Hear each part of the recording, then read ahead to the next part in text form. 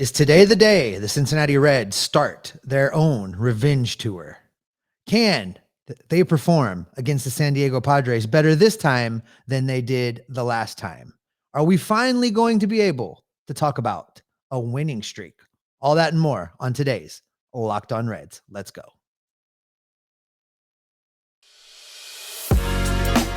You are Locked On Reds, your daily Cincinnati Reds podcast, part of the Locked On Podcast Network, your team every day.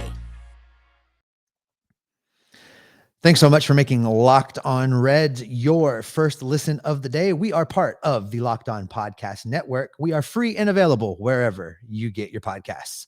I am your host, Stephen Offenbaker. Once again, Jeff Carr is hiding on a beach somewhere on the East Coast. So I have brought in some help today, and we will get to him in just a minute. I've been covering the Cincinnati Reds in podcast form for the last 4 seasons. I have a passion for baseball, a passion for this baseball team, believe it or not. And I have turned that passion into information for you. On today's show, we're going to be talking about the upcoming series with the San Diego Padres. I know we're just coming off of a sweep out on the West Coast, but the Padres come to Great American Ballpark, and hopefully the Reds can do a little bit better against them this time around. And to help us talk about that, we have got a very well-known voice in the Reds podcasting community. He hosts several different podcasts. He makes podcasting cool, and he is part of the three-headed monster, the trio, whatever you want to call it, that helps run late night Reds talk. He is the one and only Tim Daniel. Tim, how are you doing? So I make podcasting cool. That's an honor, Stephen. Thanks for that. You man. like that, right? Hey, listen, I do superior intros around here. Do not forget it. No, you do better intros than me. So I appreciate it, man. I'm excited to be here. This is going to be cool. Thanks for having me. I'm super excited to have you here. And let's just jump right into a little bit of Reds baseball talk.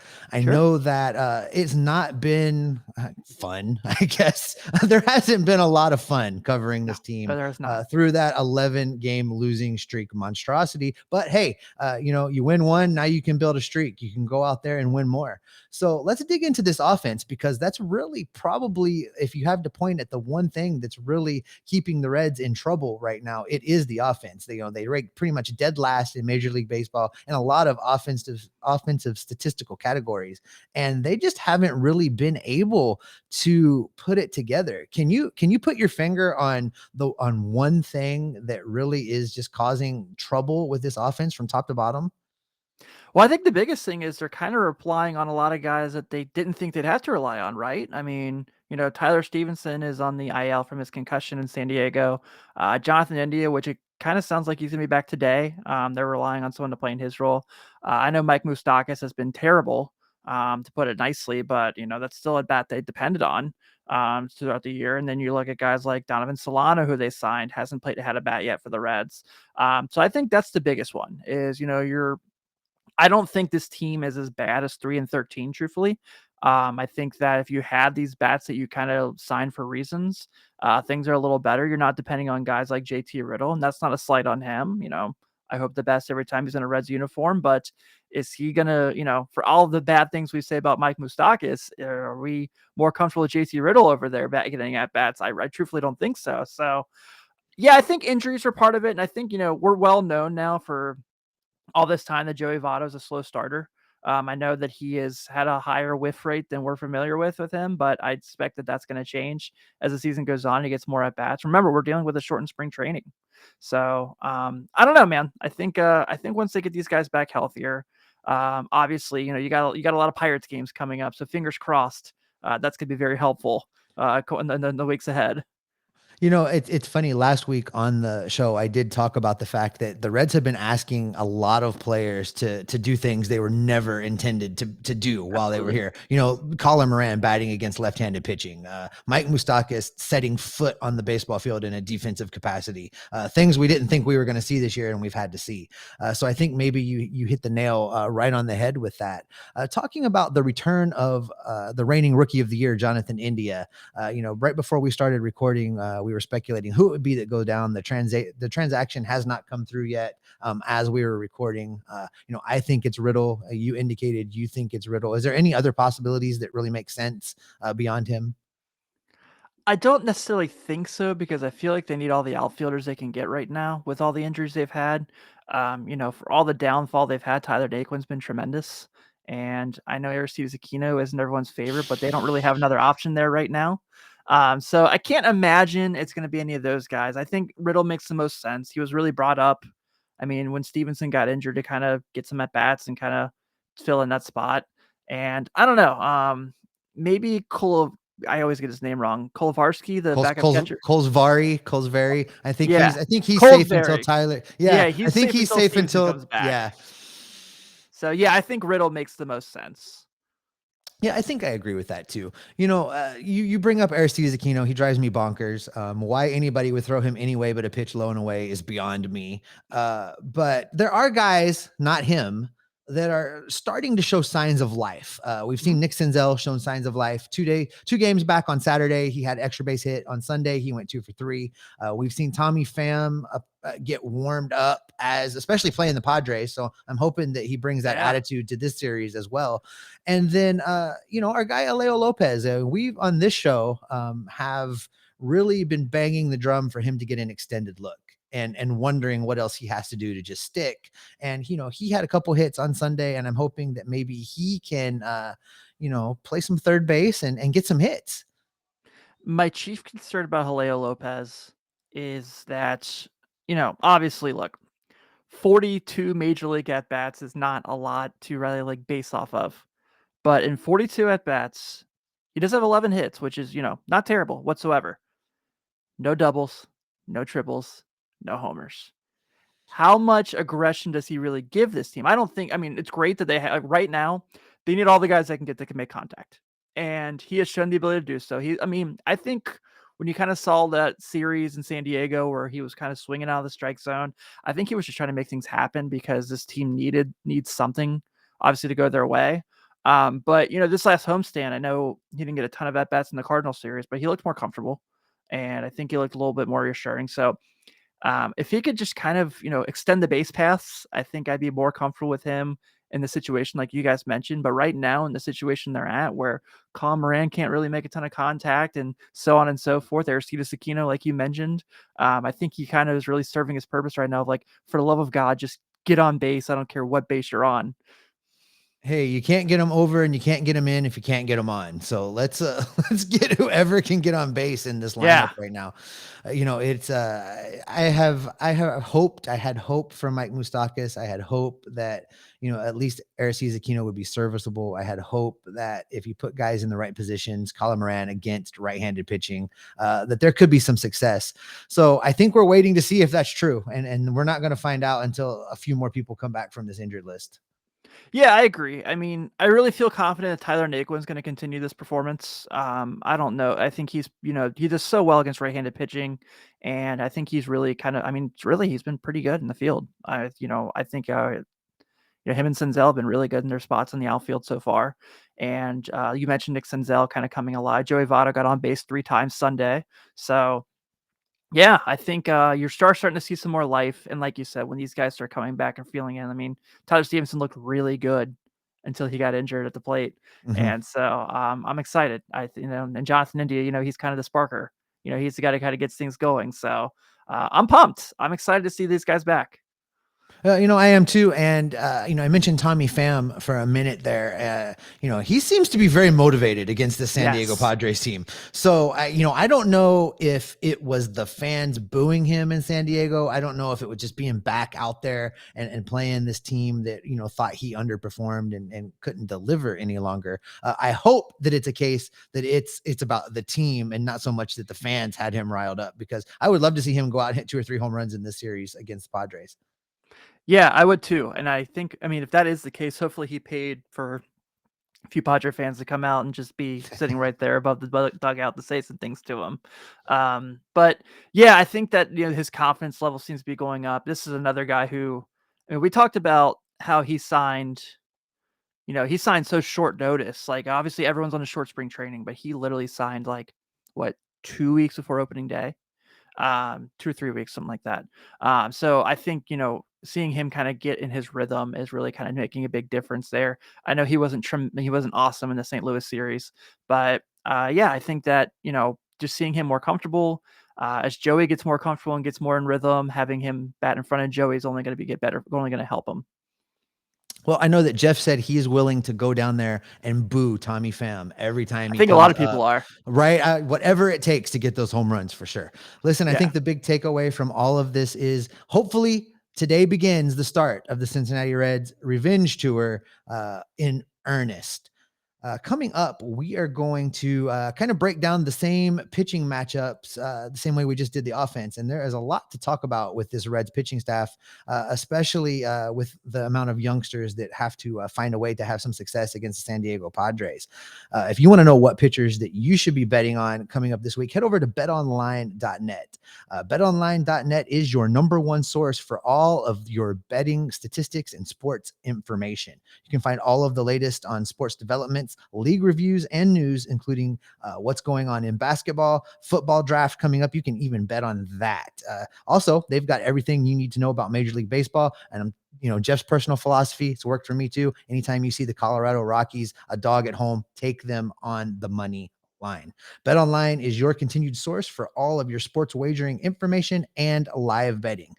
They have got esports, they've got Las Vegas casino style games, and so much more. Head to the website today or use your mobile device to learn more about the trends and the action. BetOnline, it's where the game starts.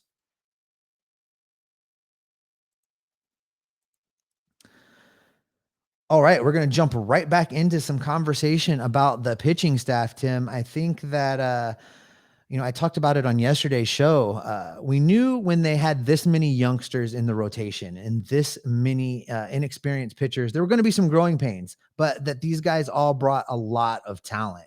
And I think my eyeball test is all three of the big arms in the rotation right now, Reaver San Martin, Nick Lodolo, and Hunter Green, are all heading in the right direction. Obviously Hunter had some bumps his last time out, and I really think that he was just still tired from that LA start. I don't know if you happen to hear any of my thoughts on that, but my basic takeaway from that is, with that much adrenaline and that much emotion, going home and pitching in front of all of his family and friends and all of the Jackie Robinson celebration, I think he needed a couple extra days, and I think he's going to bounce back and be just fine. But when you look at these youngsters, when you look at this pitching staff that now is going to face the Padres again, coming on the heels of the Padres sweeping the Reds, what do you look for them to do differently, and can they do something differently to have a little more success this time around versus what time out on the West Coast?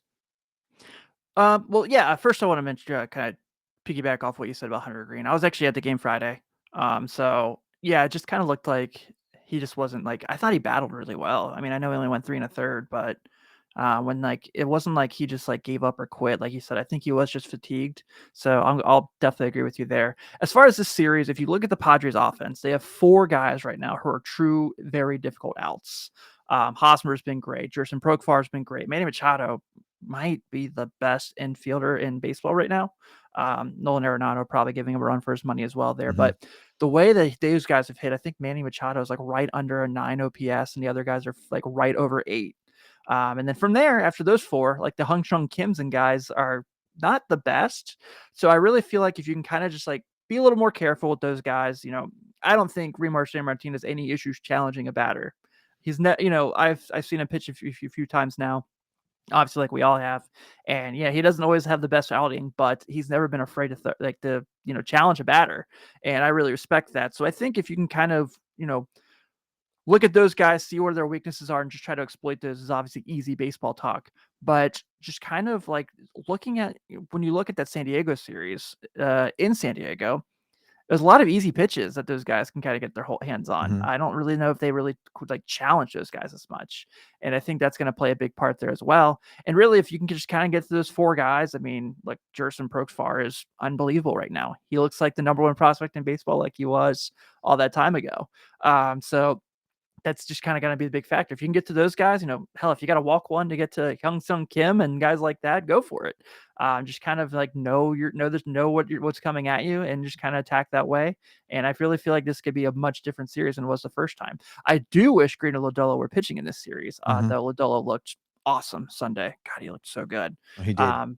Yeah. So, but I think Goody is also a guy who's not really afraid to challenge somebody. Again, may not always have the best results, but I appreciate that. And then this is what Tyler Mahle's second home start of Yeah, the so season. yeah, it is. We get home Mahle this time. So he's going up against a right-handed pitcher and Nick Martinez from the Padres. Who's been their worst starter so far. Everyone else is like unbelievable on the mound. Mackenzie Gore's been awesome. Joe Musgrove's been awesome. So it's like, God. I am excited that in this Padres series, there's 2 of the 3 games is right-handed pitching for the Padres. I mean, it is Musgrove throwing tonight against Reiver San Martin, but it's a right-hander. So, I mean, at least maybe there's some hope offensively for the Reds tonight. Yeah, I agree.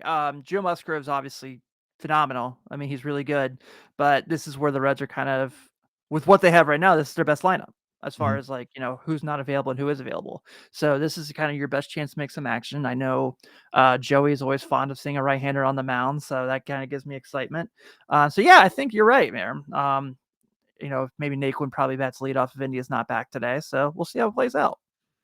When we talk about Reiver San Martin, I agree with you that none of these young pitchers have really looked intimidated. They haven't looked afraid to go up and challenge hitters. I think with Reiver in particular, the problem I think he's having is a command issue. If you look at his walk rate, I think there's where he's got to make the adjustments. He's going to have to trust the defense behind him a little bit. Let him put some balls in play, I guess, but you got to stop walking, guys. Our good friend Cam loves to post that old animation from Riverfront Stadium that says "walks will haunt." And when Reiver's pitching, we see that animation a lot. That walks will haunt. Yeah, I think that's a really good point. I mean, if you look at so far right now, I'm kind of looking at his numbers as we speak. So last year in his 2 starts, obviously they were the Pirates at the end of the year, 11 strikeouts, 2 walks. This year so far, 8 strikeouts, 6 walks. So yeah, I think it's a lot of command issue. I think it's a lot of really also, I think you make a great point about not trusting the defense behind him, but also this is a guy who kind of has gotten by on his fastball for a long time. So it's like, you're seeing Hunter Green make that transition of using his slider a little more. You're seeing Nick Lodolo use other pitches as well besides his sinker. I think it's just kind of like figuring out that second pitch for him is going to be such a big deal for like moving forward. Cause I'm a big fan of his. I think what I've seen from him, I think he can really be a good serviceable major league pitcher. And so I think once he gets that command and order, I think that can make all the difference in the world for him, especially just relying a little less on the fastball and seeing what else he can bring to his, to the mound. Well, let's talk for a minute about the non-youngster going in this series, and that's Tyler Mahle. Much talk has been spent on road Mahle versus home Mahle, and this year so far, it hasn't really looked that way. He's had flashes of very, very good and flashes of not so good in both home and road starts. What do you expect to see from him in this start? And again, as you mentioned, he's going up against probably San Diego's worst starter in Nick Martinez. So there is some opportunity for him to have some success and get a win in this game. There is. And I think if you like break it kind of down more and more. So if you go back to that start against the Guardians, a lot of that was his defense not really having his back. You look at the Dodgers series, and he gave up 7 runs or so. It was a lot of soft contact. If you it was a lot of like balls just kind of landing where the defense wasn't, and a lot of that's not necessarily his fault. I'm pretty high on Tyler Mahle still, and I think he'll be fine. I think this is a good start for him. San Diego has a lot of he seems like he kind of does get up in these games too. I've never really seen him get his ass kicked by the Cardinals, where it's like, I don't know, can I say that here? Yeah, you can. You're fine. Okay. All right. I kind of thought I was on my show for a second. I'm sorry. No F-bombs, but we can roll with that one. Okay, cool. It seems like these San Diegos, these St. Louis's is when you kind of see Tyler Mahle be Tyler Mahle. And I know I'm saying that after a rough Dodgers outing, but like I said, that was a lot of soft contact, bloopers, looping liners, kind of not going his way. So I suspect that he knows this team really needs a win. I suspect he's going to be locked in, and I think we're going to see more of the Atlanta Mahle. And let's not forget that Dodgers lineup is probably one of the best regular season lineups ever assembled. I mean, it's not like he was going out there facing the Pirates and the Orioles. I mean, that was a legitimate powerhouse lineup that he was going against out in Los Angeles. Yeah, that's a really good point too. You look at how he handled the defending world champions in Atlanta, and he was so good in that game. And I think that that's just kind of like, and I know they've obviously lost guys like Freddie Freeman and so on and so forth. But Jorge Soler's not there anymore. But I think this is a good matchup for them. I think it's a good matchup for him to kind of get back on track. I know he wants to show that he can pitch a Great American Ballpark, and so this is gonna be the day to really show who he can still be. And I'm looking forward to it, especially while I think Luis is gonna have one more rehab start from what I understand. So coming back, it's coming together. I've been saying for a couple days now, help is on the way. Yeah. Give us all the help you can possibly can on the way. Right. I think the big takeaway when you look at the pitching is that the wins might not be automatic, but if the pitching is on, it can help keep the Reds in a game, and then it just boils down to the offense and what they might be able to get done. Coming up, we're going to talk about some fun baseball things, and we also are going to touch on Phil Castellini. We got to talk about it for just a minute. But before we talk about that, I do want to talk to you about Rock Auto. Rock Auto has all of the auto parts you need to keep your ride running. Whether you are rolling around in a 64.5 Ford Mustang, look it up, it's a thing, or you have a brand new 2022 Honda like Jeff rolls around in, Rock Auto has the parts that you need. They're going to save you from having to make that run down to the parts store where they may or may not have what you are looking for when you need it. You can log on to rockauto.com, order your parts, and they will be delivered right to your door so that you can keep your ride running smooth. When you get to the checkout section over at rockauto.com, you're going to find that the prices are lower than what you would pay heading to the neighborhood auto parts store. And if you tell them that, Jeff and I sent you from Locked On Reds, we would really appreciate it. Just type that right into the comment section. You're going to get a great deal on the auto parts that you need. You're going to keep your ride running smooth, and you're going to be able to get where you need to be. rockauto.com. And don't forget to tell them Steve and Jeff sent you.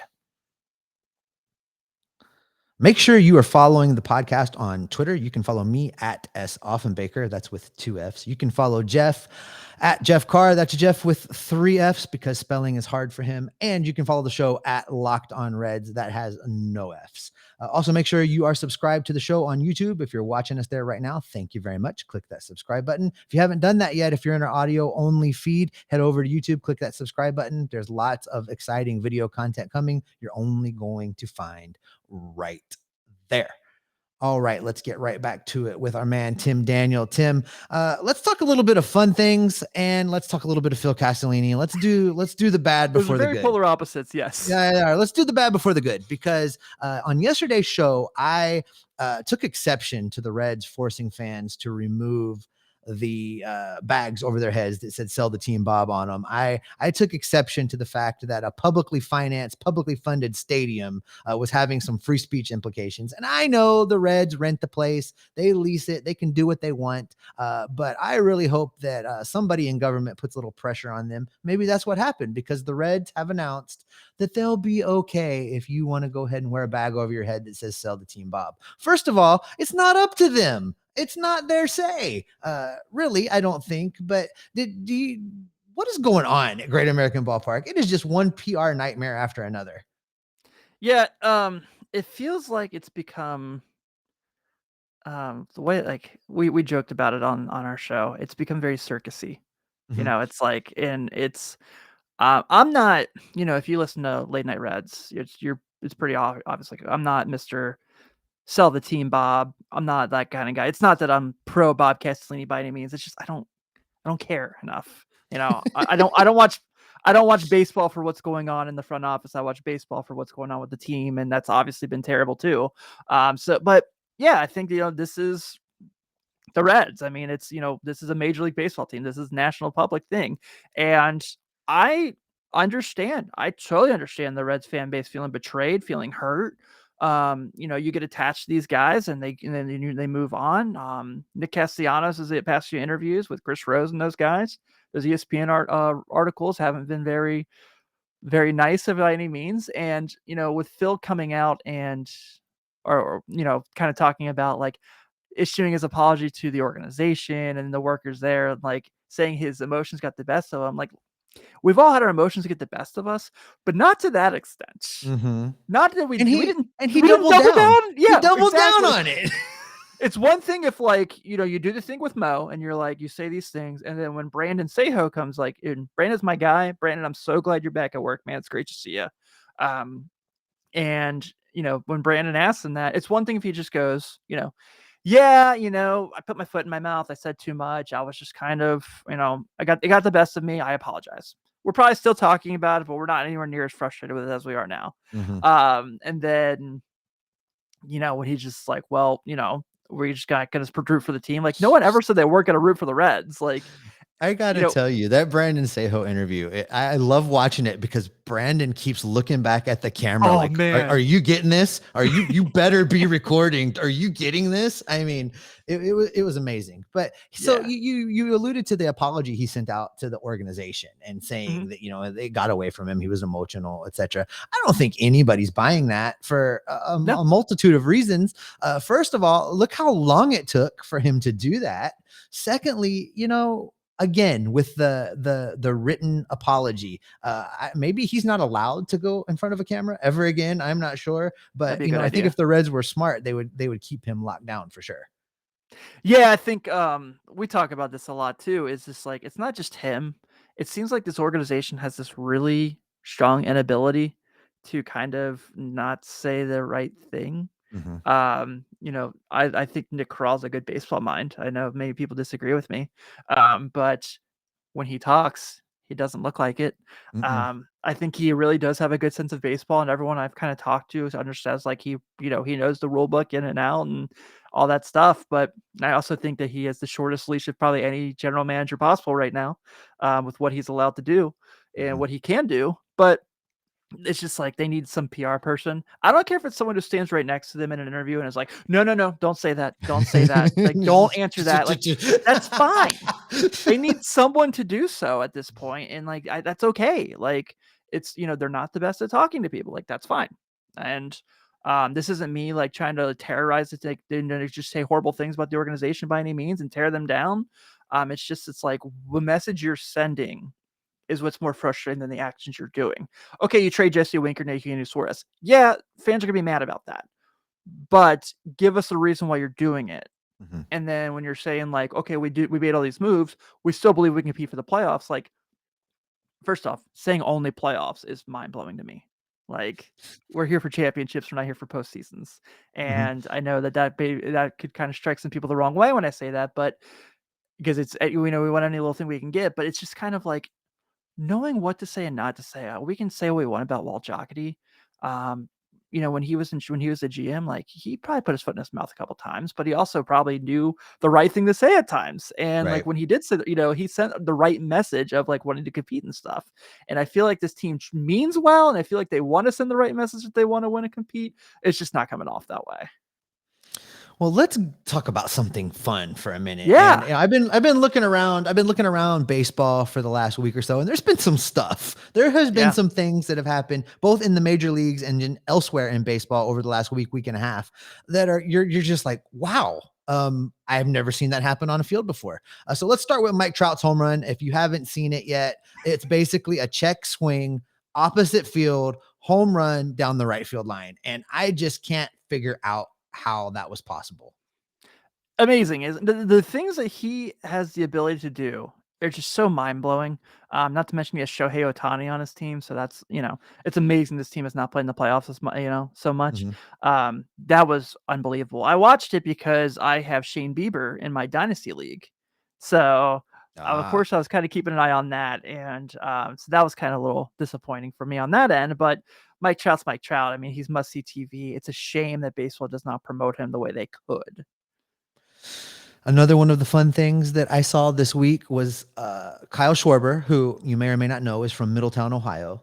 Oh, he is? Kyle Schwarber, yeah, remarkably, nobody's telling us that. So that's information that needs years, to get out there. That's right. Yeah. But he absolutely lost his mind on Angel Hernandez. And I was there for every second of it. He was calling Angel out for the way he was calling against the other team, for the way he was calling against the Phillies. I mean, he went and lost his head. And I want to tell you that Angel Hernandez is the reason that I am blocked by the Major League Baseball Umpires Association, because I went on a whole rant a few years back about them having the courage to do something about Angel Hernandez, and they blocked me. So you'll be a regular listener on Joe West's podcast when it launches. Well, I'm there for it. I loved what Schwarber did too. I think that we see this around all sports. I mean, I think I cover the NBA as well on my other shows, and the NBA officiating in the playoffs has been brutal, just absolutely abysmal, and almost like at times ruined the game. But yeah, just seeing the players stand up for themselves, whether it's their team or another, has been great. And I really appreciate it. I think Andrew McCutcheon had one fairly recently too with Milwaukee, where he kind of lost his cool and kind of talked about some umpiring as well. Yeah, I think that's just it's been a lot of fun to see and a lot of respect. Angel, I think like a bunch of players tweeted like support for him too after it was out. So that was pretty cool. Like I like seeing the players kind of unionize and coming together like that. It's funny because you don't expect it as much anymore. Replay has taken a lot of that away as far as stuff. I mean, no more Lupinellas throwing the base out into the outfield, no more things like that, because you just go to the video, but the balls and strikes are the only thing we have left. And that's why I don't know that I want the automation, because I still like to see a guy get run every once in a while. Yeah, I agree. And especially we're already making enough of transitions with universal designated hitter, which I like. I do like. And then, the new pitch sequence as far as like not giving signals, which also I'm really a big fan of. So yeah, I think, kind of keeping some of the original there. I mean, apparently we're moving towards playing everybody once a year now, which I really hate, but that's because I'm an old time baseball fan, and I know it's very get off my lawny of me, but why have leagues at that point? So, yeah, you talk about fun stuff, man. Are you watching the Mets? I have watched very much of the Mets. I've been kind of on a stretch where I'm just squeezing in the Reds games right now, but hit me with They're it. What you fun. got? They're fun. They're so fun, man. Max Scherzer's obviously awesome, and pitched really well yesterday. They had an epic comeback last night against St. Louis. Obviously, every Reds fan's gonna be happy about that. They were down 2-0 in the ninth and scored 5 runs to win. They're Wow, 13-5 right now. Yeah, man, they're so good, and I think I kind of sympathize with Met fans because they've dealt with a lot of what Reds fans have. I know they've played no World Series in the last decade, but they've had a lot of the same issues we have as far as the lack of trust with their organization, their front office.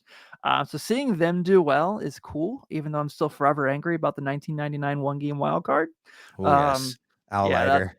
I'll never be able to drop that ever. But the Mets are a blast, man. They're a lot of fun to watch. Another fun team for people looking for some late night baseball to go along with your late night theme is the Cincinnati Reds West that play out in Seattle. They are a fun watch right now as well.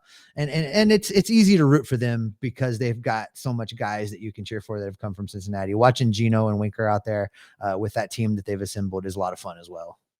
Yeah, they've won 8 of their last 10. I always keep an eye on Seattle because so happens, weirdly enough, all of my favorite baseball players of my childhood and my lifetime, not named Joey Votto, have been a Mariner at some point or another. So it's always that's always the team I've kind of always kept my eye on. I've got some Mariner gear that I rock here and there.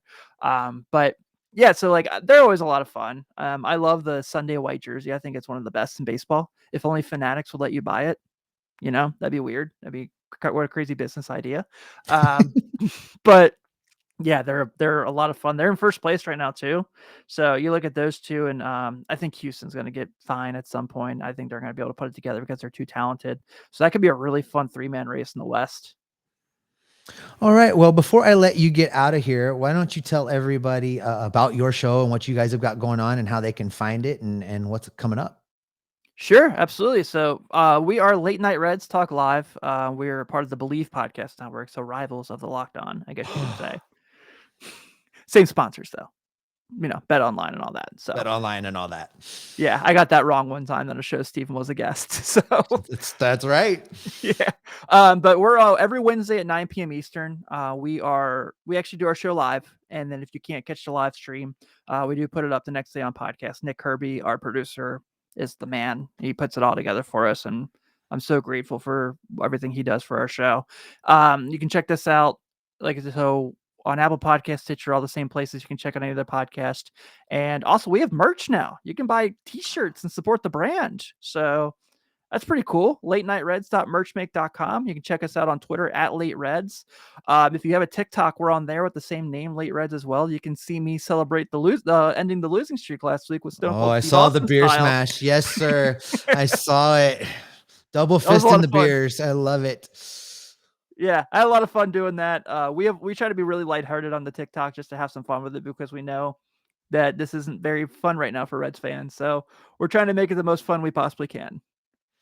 All right, Tim. Well, I appreciate you being here, and I think that will probably go ahead and wrap up this edition of Locked On Reds. Coming up on tomorrow's podcast, we will continue to talk through the San Diego Padres series at Great American Ballpark, and hopefully we're talking about a Cincinnati Reds winning streak. Thanks so much for making Locked On Reds your first listen. Now make Locked On MLB your second listen.